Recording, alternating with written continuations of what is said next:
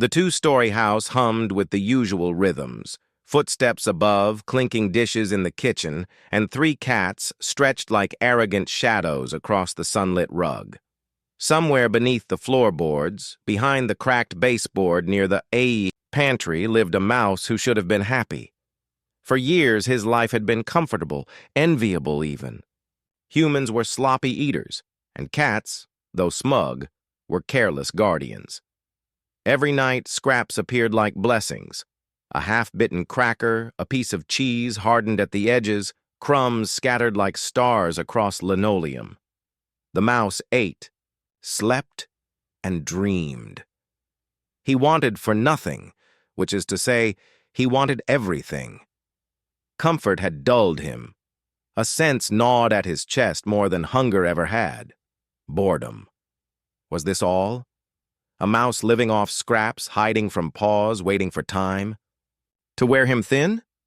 He began to imagine bigger things: battles, triumphs, the kind of stories whispered in the cracks of walls where mice dared to dream. It was in that dull ache of purpose that the baby arrived. He first heard it: a faint squeak, high-pitched, trembling.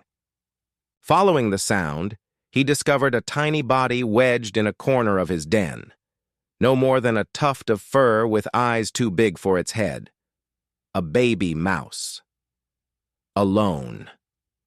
The older mouse darted out, sniffing for signs of a guardian.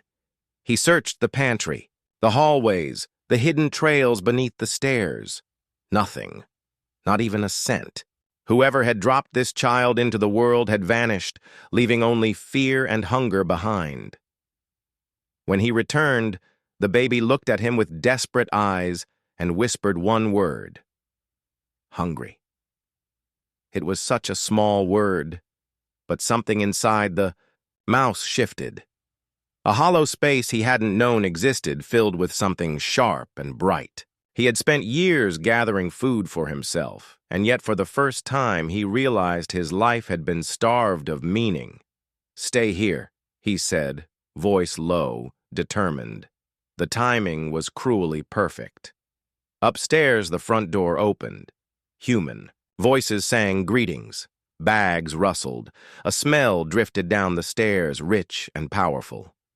Roast chicken, the meal of the day. And with that smell came the inevitable rustle of paws. The cats stirred, tails flicking, whiskers twitching. They knew their share was coming, carved from the human's generosity.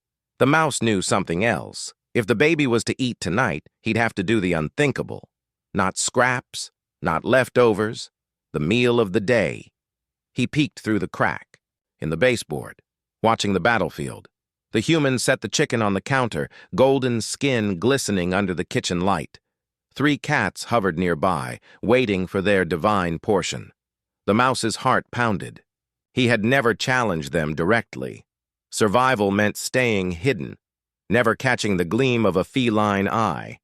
Yet the baby's whisper still rang in his ears. Hungry. He crept from the shadows, timing his movements with the rhythm of human footsteps.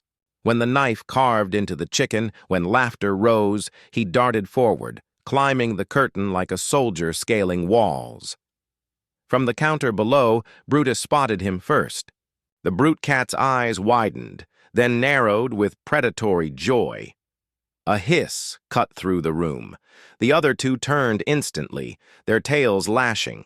The humans, oblivious, carried plates away to the dining table. The battlefield was abandoned, except for the prey and the predators. The mouse sprinted across the counter. His claws skimmed grease, his nose filled with roasted scent. He seized a shred of meat, small enough to drag yet heavy with promise. Brutus lunged. The counter shook. A paw. Swiped, missing the mouse by the breadth of a whisker. Silas, ever sly, circled silently to cut him off, while Velora yawned, slow to rise but sharp when provoked. The mouse leapt down with the chicken scrap clenched in his teeth. His legs strained under the weight. He darted for the baseboard, every step measured against the thunder of paws behind him. Silas struck first, cutting across the tiles with the precision of a blade. The mouse feinted left, dropped the meat, then rolled right. Silas's paw crushed air. The mouse retrieved the scrap, mid-sprint, adrenaline carrying him. Velora, now awake to the fun, pounced lazily but with terrifying force. A shadow swallowed him whole. At the last second, he slid beneath a chair leg, the cat's claws raking wood instead of flesh. Brutus came again, furious the brute. His paw slammed down just as the mouse dove for the baseboard crack. Wood splintered. A gust of fur and claws followed. Then silence. The mouse collapsed inside his den, chest heaving, the chicken scrap still clutched in his jaws. Behind him, the cats hissed at the wall, their rage useless against the fortress of plaster. The baby stirred from the corner, eyes wide, nose twitching at the smell. The older mouse laid the chicken before him. "All yours," he said softly. The baby devoured it clumsily, joy spilling from every bite. The older mouse didn't touch a crumb. He simply watched, a strange warmth spreading through him, something stronger than hunger. For the first time in his life, he was full. But he also knew the truth. Tomorrow there would be another meal, another battle. The cats would not underestimate him again. He had declared war without saying a word.